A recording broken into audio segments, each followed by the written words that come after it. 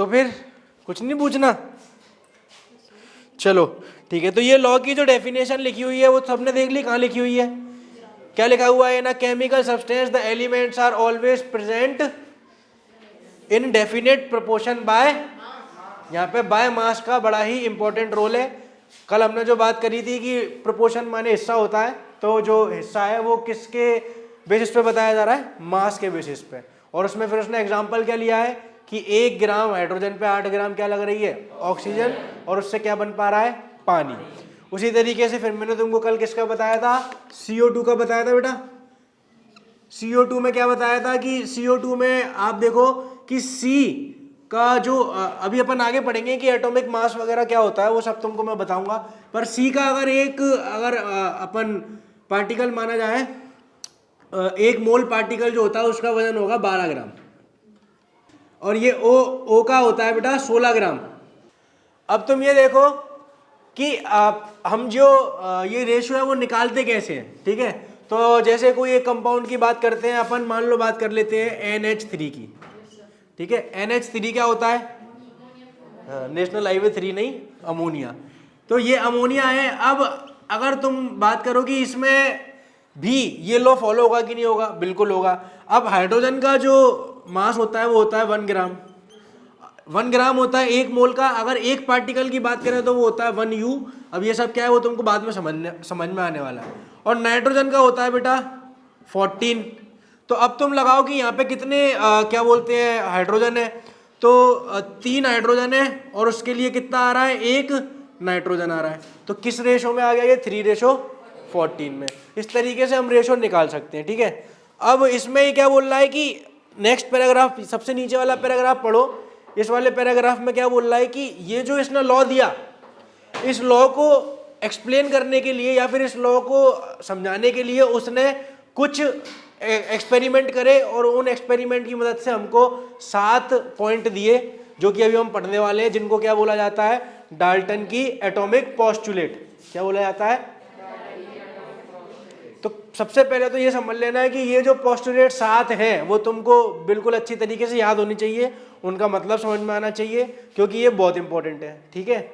और अगर मैं इंपॉर्टेंट बोल रहा हूँ तो तुम समझ ही रहे हो कि वो कितनी इंपॉर्टेंट है, क्योंकि जो भी मैं इंपॉर्टेंट बोलता हूँ वो एग्जाम में आता है, ठीक है। तो अब अपन सबसे पहले इसके पोस्टुलेट समझ लेते हैं, ठीक है। पहले ये वाला पैराग्राफ पढ़ लो। क्या बोलते हैं, डाल्टन की एटॉमिक थ्योरी उसने क्यों दी थी, provided an explanation for the law of conservation of mass and the law of definition। हाँ, ये जो 2 लॉ अपन ने पढ़े हैं, लॉ ऑफ कांस्टेंट प्रोपोर्शन और लॉ ऑफ केमिकल कॉम्बिनेशन, जिसके अंदर क्या पढ़ा था, law of conservation of mass. इन दोनों लॉस को एक्सप्लेन करने के लिए क्या बोला, इन दोनों लॉस को एक्सप्लेन करने के लिए इसने अपने 7 पोस्टुलेट दिए थे। अब पोस्टुलेट की बात करते हैं। पहला पोस्टुलेट सबको दिख रहा है, पढ़ लो फटाफट। क्या लिखा हुआ है कि अगर मैटर को डिवाइड करते चलेंगे तो सबसे एंड में क्या मिलने वाला है, एटम। सबसे एंड में क्या मिलने वाला है, ठीक है। तो जिस तरीके से अपन ने बायोलॉजी में पढ़ा था कि और ह्यूमन को मतलब किसी भी लिविंग ऑर्गेनिज्म को डिवाइड करते चलते हैं तो एंड में क्या मिलता है, सेल मिलता है। उसी तरीके से मैटर को डिवाइड करेंगे तो क्या मिलेगा। अब सबसे पहली बात वही जो मैंने कल बोली थी कि ये उसने उस समय के हिसाब से बोला था कि आज के समय के हिसाब से, तो इसने उस समय के हिसाब से सही बोला था। पर अगर आज के समय की बात करें तो ये ट्रू है कि फॉल्स है, क्योंकि एटम के अंदर भी आज के समय में हमको मालूम है, ठीक है। तो पहला पॉइंट सबको समझ में आ रहा है, ठीक है। दूसरा पॉइंट उसने क्या बोला कि atoms are individual particles which can not be created और डिस्ट्रॉयड इन अ केमिकल। तो ये कल अपन पढ़ चुके हैं। ये जो सेकंड पॉइंट है वो किसके बेसिस पे दिया गया है, लॉ ऑफ कंजर्वेशन ऑफ। कोई भी एटम जो है, एटम क्या अपने आप में एक पार्टिकल ना तो अपने आप बन सकता है ना अपने आप डिस्ट्रॉय हो सकता है, ये हम कल पढ़ चुके हैं, ठीक है। तो सेकंड पॉइंट सबको समझ में आ रहा है, ठीक है भैया, कोई दिक्कत नहीं है। थर्ड पॉइंट की क्या बात कर रहा है, atoms of a given element are identical in mass and chemical properties. अब ये एक इंपॉर्टेंट पॉइंट है। जैसे कि कार्बन की बात करें, अब एक कार्बन अपन ने एक कार्बन उठा लिया, मान लो इंडिया से ले आए, एक कार्बन आदमी ले आया मान लो पाकिस्तान से, एक कार्बन ले आया मान लो ऑस्ट्रेलिया से। कुल मिला के कहने का मतलब है कि वो कहीं से भी लाया जा रहा है। अब उसने डाल्टन ने बताया कि आप कार्बन जो है वो कहीं से भी उठा लाओ, कार्बन का जो पार्टिकल इंडिया से मिलेगा, जो पार्टिकल पाकिस्तान से मिलेगा, जो पार्टिकल ऑस्ट्रेलिया से मिलेगा या कहीं से भी मिलेगा, वो कैसा होगा? आइडेंटिकल होगा। कैसा होगा? आइडेंटिकल, मतलब उनमें कोई भी अंतर। समझ में आ रही है कि नहीं आ रही? तो ये किसने बताया? डाल्टन ने। क्या बोला कि अगर एक ही एलिमेंट का पार्टिकल है, यानी कि कार्बन का अगर एटम है, पार्टिकल कौन सा होगा? एटम होगा। तो अगर कार्बन का एटम है तो वो तुम कहीं से भी उठा लो, उनकी प्रॉपर्टीज कैसी होंगी? बिल्कुल सेम। अगर इंडिया का कार्बन का एटम जैसा है, मान लो इंडिया का कार्बन का एटम ऑक्सीजन के साथ रिएक्ट करता है, तो ऑस्ट्रेलिया वाले को भी करना ही पड़ेगा। ऐसा नहीं हो सकता है कि ये वाला नहीं करे ये वाला करे। आइडेंटिकल का मतलब समझते हो? आइडेंटिकल का मतलब क्या होता है? सेम नहीं, हूबहू। सेम मतलब अलग चीज होती है और हूबहू मतलब अलग चीज होती है। ठीक है, जैसे तुमने 9th क्लास में कॉन्ग्रुएंसी पढ़ी है ना, तो कॉन्ग्रुएंट फिगर क्या होते हैं? आइडेंटिकल फिगर होते हैं। समझ में आई? तो ये वाला पॉइंट सबको समझ में आ रहा है? तो अगर हमने इंडिया के कार्बन के एटम को समझ लिया तो ऑस्ट्रेलिया वाले को अलग से पढ़ने की जरूरत नहीं। कुल मिला के इससे क्या समझना है वो तुमको समझ में आ रहा है। अब सबसे पहली बात, ये जो पॉइंट है वो भी आज के समय के हिसाब से कैसा हो चुका है? गलत हो चुका है। उसमें क्या गलत है वो मैं तुमको बता देता हूं। अब जैसे कि कार्बन अपन अगले चैप्टर में पढ़ेंगे, अभी से बता देता हूं, पढ़ेंगे क्या वो आइसोटोप और आइसोबार होते हैं। आइसोटोप और, अब ये क्या होता है सुन लो। अपन इस चैप्टर में क्या देखने वाले हैं कि एटॉमिक, अच्छा जितने भी एलिमेंट्स अपन पढ़ने वाले हैं या फिर जितने भी एलिमेंट केमिस्ट्री के अंदर होते हैं उन सब का क्या होता है? एटॉमिक नंबर होता है। और उन सब का क्या होता है? Atomic mass. एटॉमिक नंबर मतलब तुमको पता है, जैसे पहले नंबर पे क्या आता है? हाइड्रोजन, दूसरे पे हीलियम, तीसरे पे हाइड्रोजन, लिथियम, तीसरे पे लिथियम। फिर इस तरीके से जैसे ऑक्सीजन आती है 8वें नंबर पे, सल्फर आता है 16वें नंबर पे, इस तरीके से कैल्शियम आता है 20वें नंबर पे। कुल मिला के तुमको पता होगा कि पीरियोडिक टेबल तुम सबने देखी है, उसमें हर एलिमेंट का क्या है? अपने आप एक अलग नंबर है। ठीक है, अब जितने भी एलिमेंट हैं उन सब का क्या होता है? अपना क्या होता है? एक एटॉमिक मास। मास क्या है तुमको पता है?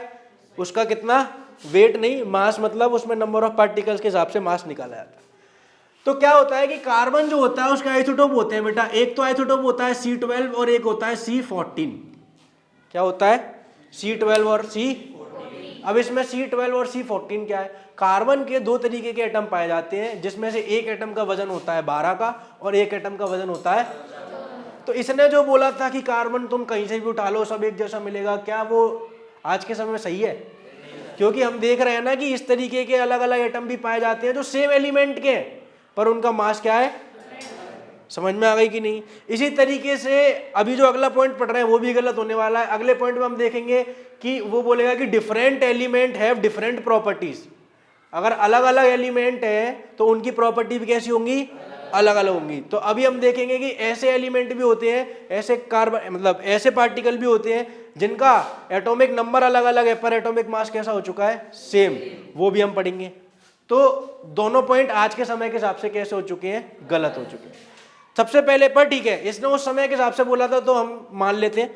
तो इसने क्या बोला तीसरे पॉइंट में? सबको समझ में आ रहा है कि अगर कोई भी एलिमेंट का कोई पार्टिकल है तो वो कहीं से भी उठा लो आप, सब जगह से कैसा मिलेगा?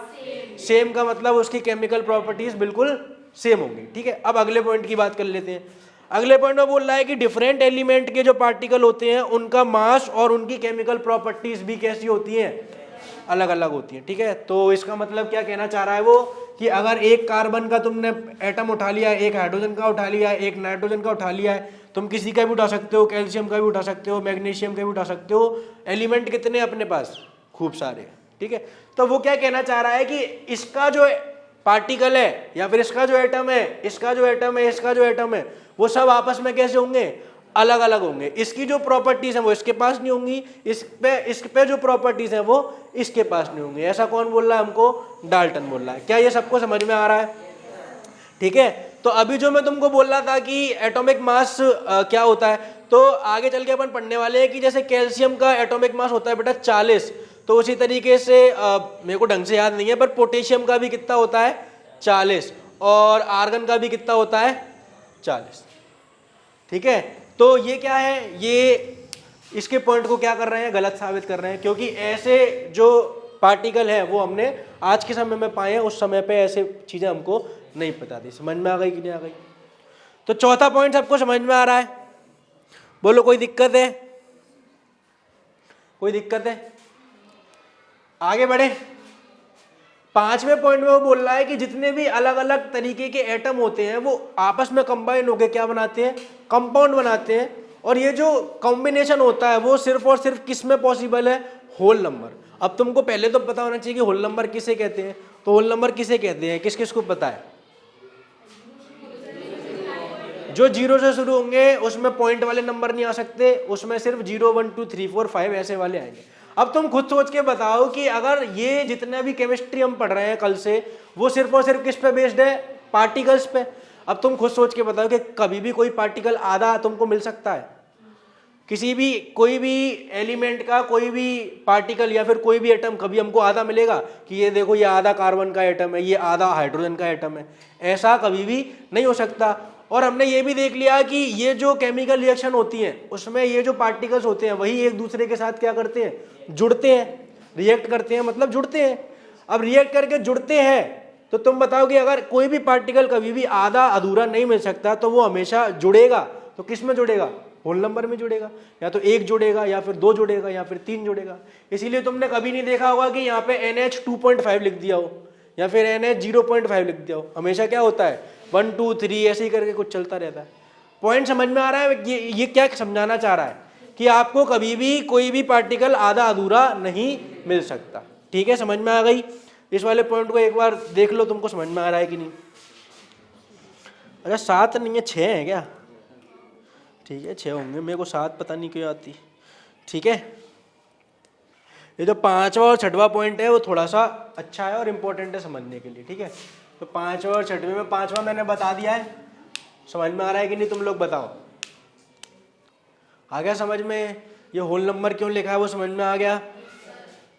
चलो अब अगले की बात करते हैं। तो अगला वाला जो है उसमें बोल रहा है कि relative number and kinds of atoms are constant in a given compound. तो सबसे पहले हम एक कंपाउंड की बात कर लेते हैं, फॉर एग्जांपल CO2।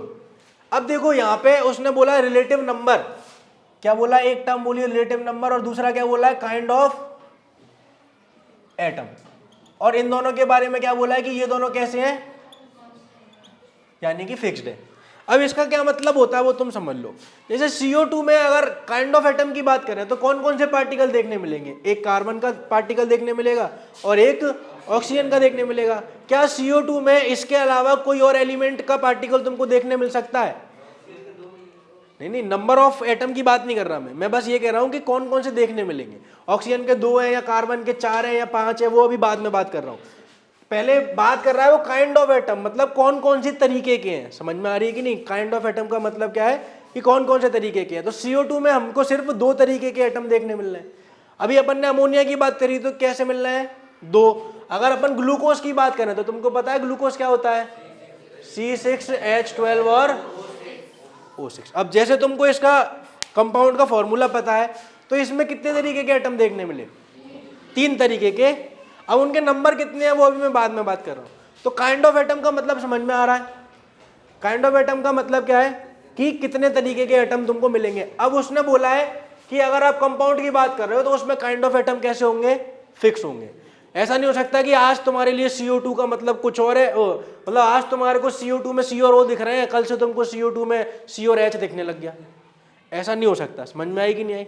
अगर C और H दिखने लग रहा है तो वो CO2 नहीं है, फिर वो कुछ और है। समझ में आ गई कि नहीं? तो काइंड ऑफ एटम फिक्स है, उसका मतलब समझ में आ रहा है।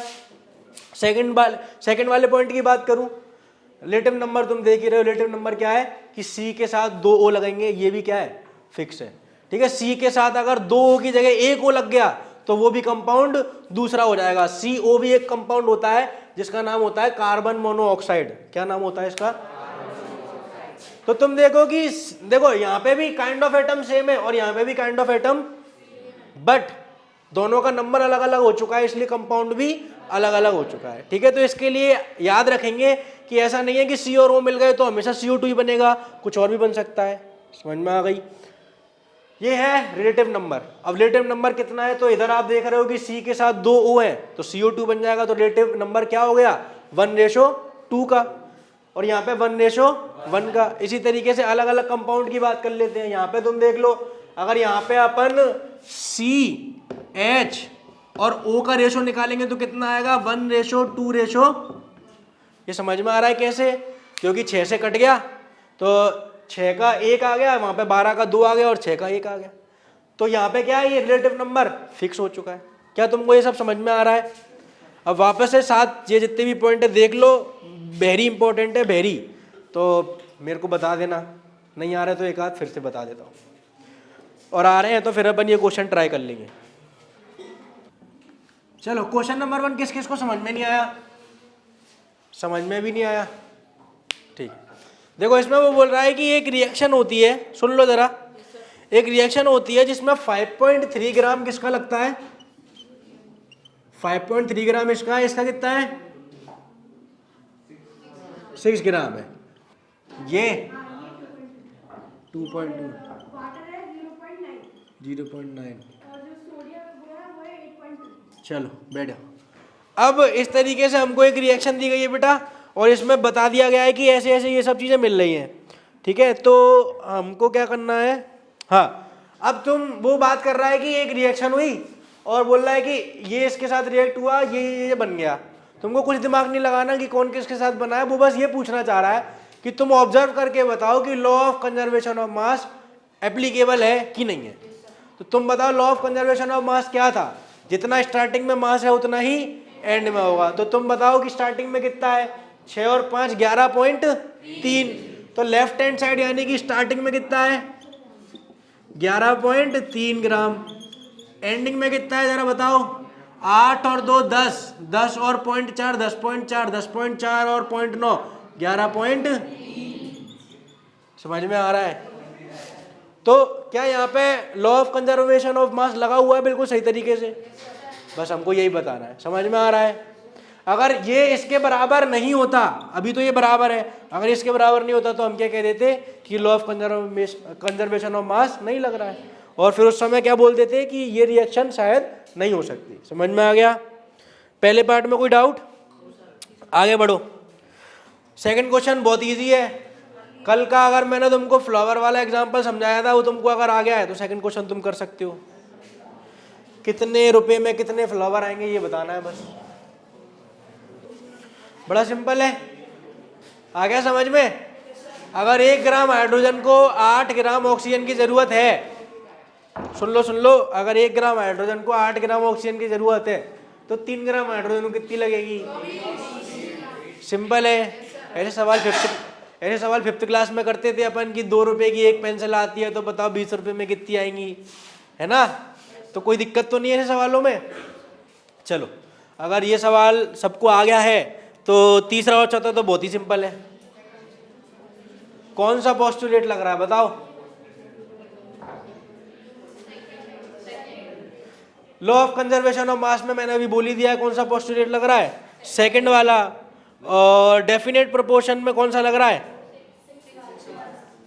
6th वाला लग रहा है। बिल्कुल सही है। समझ में आ गया? तो बस आज के लिए इतना बहुत है। कुछ पूछना तो नहीं है? तो वीडियो कैसा लगा आप कमेंट करके जरूर बताना। अगर आपको वीडियो से कुछ सीखने मिला है और आपको वीडियो पसंद आया है तो आप वीडियो को लाइक कर दीजिए, और इसी तरीके के वीडियोस देखने के लिए चैनल को सब्सक्राइब कर दीजिए। अगर आप कुछ बात करना चाहते हैं या फिर आपके कोई डाउट है तो आप मुझे इंस्टाग्राम पर फॉलो कर सकते हैं, लिंक डिस्क्रिप्शन में आ रही होगी। तो आज के वीडियो के लिए इतना ही। अब हम मिलेंगे अगले वीडियो में, जब तक के लिए बाय बाय।